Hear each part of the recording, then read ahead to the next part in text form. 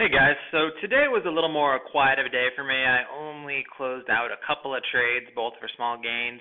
The main one I want to talk about though is IFON, and IFON was a combination of factors. It was a stock that was spiking into a lot of previous resistance levels, and I didn't really take advantage of that angle of the play. But then a guru alerted it, and that spiked the stock back for me after a hard crack, and that gave me the short I wanted. So IFON, first of all, when I'm seeing a chart like this, I mean, yes, it's up on merger news that we're acquiring some company, but when I see a chart like this long term, I mean, immediately my brain just switches to thinking about resistance points. So I mean, this 104 area right here, the main spike from back at the end of April. The next day it had a lower high in the high 80s, probably about 88 cents. And you even could have considered maybe this 75-cent area where it topped out early in June, although I really wasn't paying too much attention to that level because the volume had been a bit less that day. It only traded, let's see, maybe 4 million shares? 3.5 million shares. So it's pretty obvious out of the gate today. I thought I was going to have more volume than that. I didn't really trust that resistance level quite as much. So I was just patient out of the gate. I mean, it did fade back right away, and, it was a nice gap up, but it just hadn't really caught my attention yet. I was waiting for some kind of a squeeze. I wanted to push higher into those main resistance levels I was talking about. And after 10 o'clock, we started to get some of that momentum to build up. It broke past the 930 high, and it got squeezing up into the 80s. And, going back to that daily chart, had that squeeze gotten up into the 88-cent area, just a little bit higher, I definitely would have started in on a position. But it only topped out at about 82, and it just didn't quite make it far enough for me. I really wanted to get more into one of these two main resistance levels. And I was watching it as it made this spike. The volume really picked up here when it topped out. I mean, something like 400,000 shares in 1 minute. And it stuffed hard. It just didn't quite make it for me to get my entry. And then it unraveled rather quickly from 82, 83 cents all the way down to 65.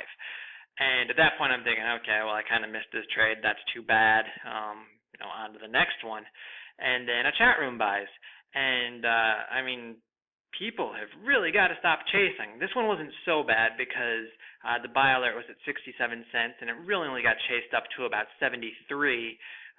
But you can kind of see the increase here in volume when the alert goes out, the big volume candle, people chasing and piling in. And, I mean, for a stock that had just smacked back that far off of its highs, I was pretty certain momentum was dead. I was pretty interested in this thing on the short side still. So I took advantage of that pop. I got a little bit overeager. I had located my shares. I was, kind of thinking like, oh, I better make sure I get a fill here. I don't want to have located those shares and pay the locate fees for nothing. And, the fees were 0.9 cents per share or something like that. So it's not like they were even bad. But point being, I was in a little bit too much of a hurry. I didn't top tick this by any means on the rebound. My average was just over 70 cents, and I initially just took 30,000 shares. I wanted to give myself a nice wide risk up to high day. I was kind of hoping it would ramp back a little bit harder. But again, just not much momentum. Really couldn't get much push, even with a chat room piling in.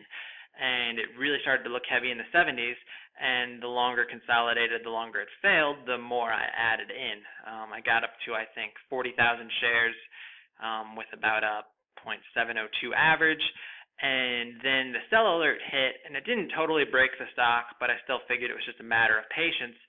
And especially after the sell alert had hit, my risk became this 74-cent area, 73, 74, wherever this perk had topped out at.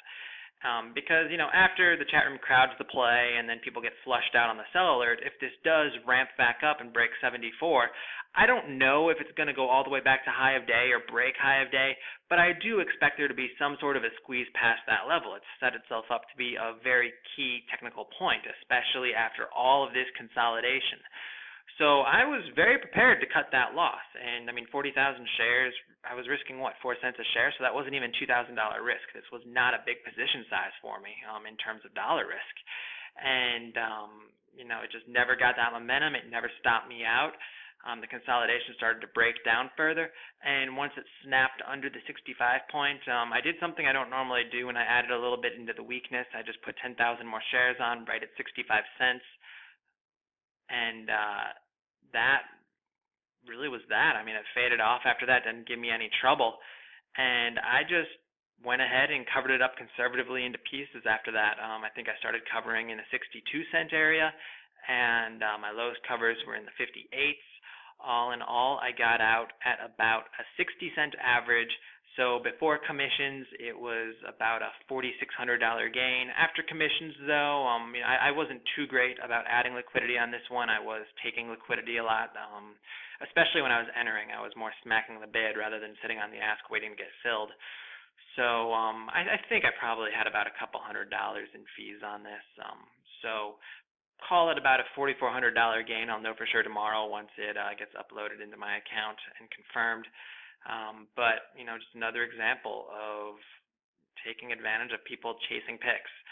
So that is, as usual, the lesson here. Do not chase alerts, guys. That's not what alerts are for. The idea is that you should learn from them. You should try to learn what the person sees in the trade and learn how to do it yourself. If it's a strategy that makes sense to you, that speaks to you,